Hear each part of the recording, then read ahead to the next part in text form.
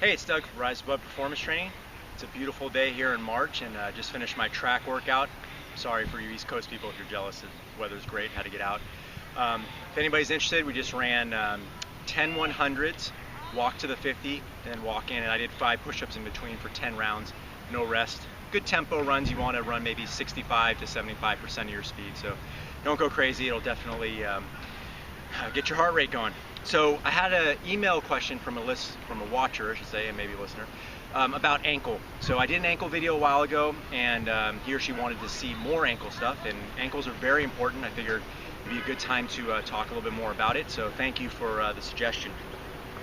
The reason why ankles are so important for any type of sports or just movement in general, first, your feet are your primary sensory input to the ground for locomotion. So, you feel the ground, it tells which way your body should go and how it should move.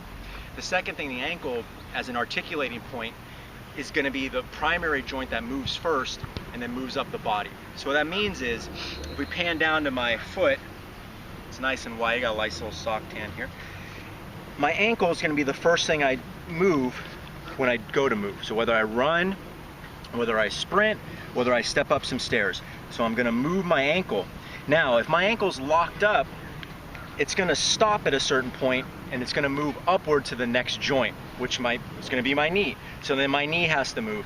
And if that knee only has a limited range of motion because of its hinge joint, then it goes up to the hip. So if I don't have good motion in that ankle and I have to stop here, I have to hitch my hip and move again, and that could lead to injury over time. So we want to try to get the ankles as mobile as possible for your sports. So some drills that you can easily do, and I recommend doing these daily for mobility. So we're going to just start, and I got these from Dr. Andreo Spina, and it's just moving the toes and getting them going. So this is a sensory movement. The first thing we're going to do is we're just going to move our toes upward like this. As a side note, try your best to get out of your shoes and socks and move around as much as you can. I so recommend doing sports. Now we're going to move out here. When you do your sports, have your shoes on because you never know what's on the field. We saw a tack here earlier. It wouldn't have been fun to step on. I stepped on one about 6 months ago and it went through my shoe. So as you can see, I'm just kind of getting the toes going. When I first started doing these, I could not lift this toe up. So I really had to concentrate. I had to actually pin these toes down and kind of like Kill Bill Volume 1. I was like, just wiggle your big toe and just get it going, and it works. And that just gave me a little bit better sensory feeling in that foot and got it going and got those neurons firing. Other ones I like to do are anterior glides. So the simple way you can do them, and you can do these at work even, is just keeping the heels down and gliding forward. So I'll turn a little bit this way. Just glide this way. So the basic one is the double foot. Keeping my heels down, just pushing the knees forward. I don't want my heels to pop up. And I'm moving from my hips and I'm pushing my knees forward a little bit. My right one doesn't move as much, so I like to I work on my right one a lot. I just push here. If you need a wall support, you can get that. I don't have that here today, but that's another one you can do.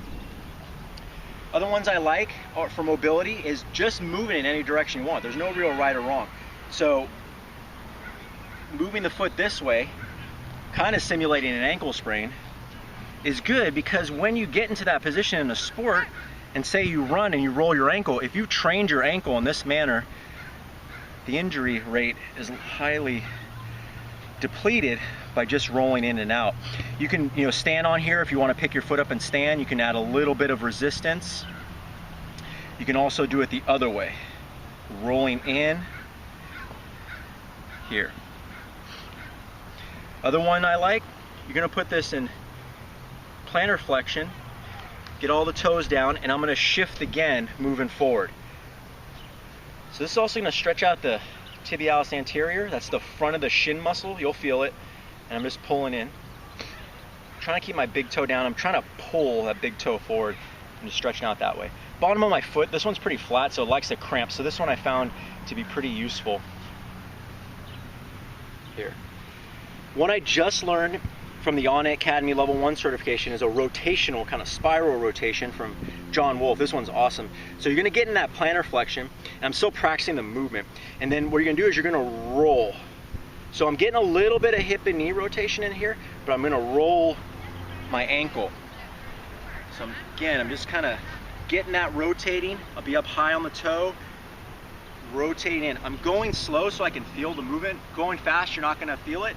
So if I feel a sticking point, I'm gonna just kind of ease into it and see where I can get without forcing any range of motion, see if I can get a little further. But that rotation will help when you're running, just moving in different directions. Lastly, I can't emphasize calf raises enough. A lot of people think it's a glamour type exercise. I love calf raises. Most of my soccer athletes and basketball athletes, I throw it in there. Obviously a simple way is to go off a step and hang. You can use them for mobility too, and actually this is a little bit of balance work too. You can do your calf raises double leg and down. So I'm actually coming up, I'm pausing for a second, trying to get high, and then coming down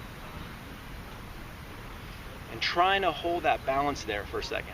Actually, as you can see, it's a little bit difficult for me. This right foot is tough. Then you get a little bit better, you can sink into that hip. I'm gonna try one foot. Let's see how this goes. Not too bad, not too high though.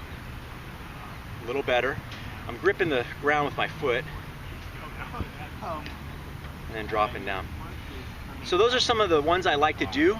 I like to do them before I do anything physical. I do them daily because, like I said, this one is not as mobile as my left one, so I'm trying to balance out the best I can. It's gotten better.